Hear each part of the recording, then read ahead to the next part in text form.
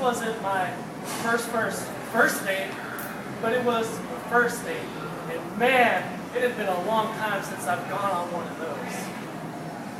Mr. Contest Chair, fellow Toastmasters, and guest, has your first date ever ended with fireworks? Mine has. Now, it might not be the fireworks you're thinking. Or maybe it is. Let me tell you my story. As I'm sitting there in my room getting ready for this first date, I couldn't help but to think about what I was walking into. Because I wasn't going to sit in the car and wait for Iggy to come out. I was going into hostile territory. And you know, fathers are really, really protective of their daughters. Now, as I was going to walk in, was this guy going to be holding a gun, a knife? Was he going to look like Stone Cold? I didn't know. I didn't know. But all the while I'm sitting there for hours, just mulling this over in my head, Peggy's in front of the mirror. Looking beautiful. But eventually it was time to go. And I drove my car over to a suburban home. I pulled in the driveway, and I could feel the reconnaissance picking me up as I was pulling in. I felt that I was being watched. I went up to the door, double-checked, made sure I had the right address, because I don't want that happening again. And I knocked on the door, and I wait. Look at the address again, make sure I'm at the right place.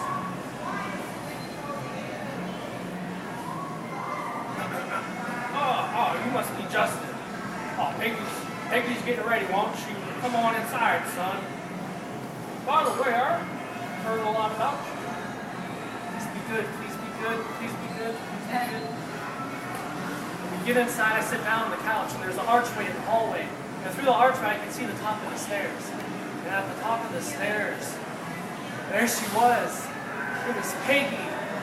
And she was glistening like a snowflake.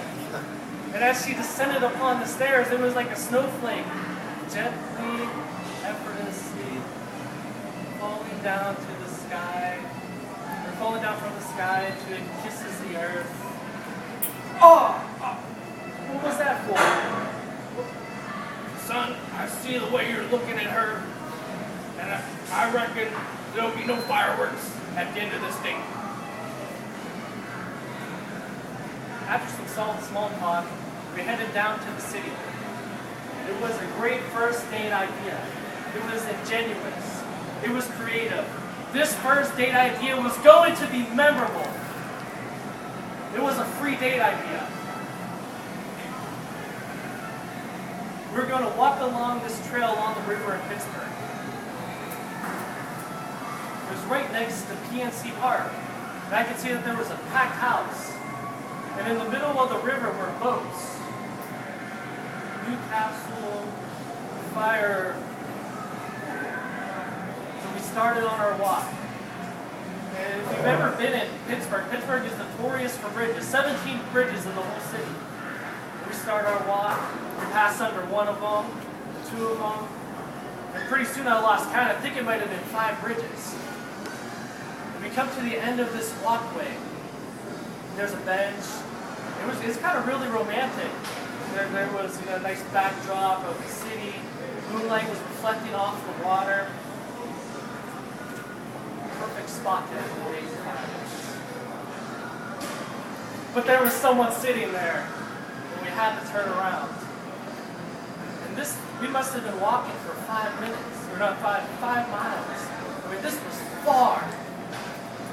And I thought to myself, I didn't say this. Must be in really good shape. She must be for 5 miles. She must be in really good shape. We started our way back. We were 3 miles out. And as we're walking, I see a guy in a trench coat. No, wait. He's in a trench coat, a fedora, and sunglasses, and it's 85 degrees out. What is that? It must be these people you see in cities. Well, we're 100 yards away from it. Big Hey, I'll protect you. I don't know who this guy is, but I'm gonna protect you. Oh, just let it go. It's nothing. I'll be okay. We start walking closer and closer. It's 25 yards. It's 10. And he's right there in front of me, and we're making eye contact. I mean, this is like a boxing fight. So I'm ready to go, pumping out my chest, trying to make myself look bigger than what I actually am. And then we have the square off. Nothing happened. We're continuing to walk, and I hear this voice.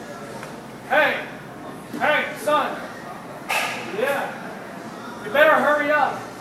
It's the bottom of the ninth, and the boats, they're in the center of the river. Thanks. That's how my first date ended with fireworks. Mr. Contest Chair.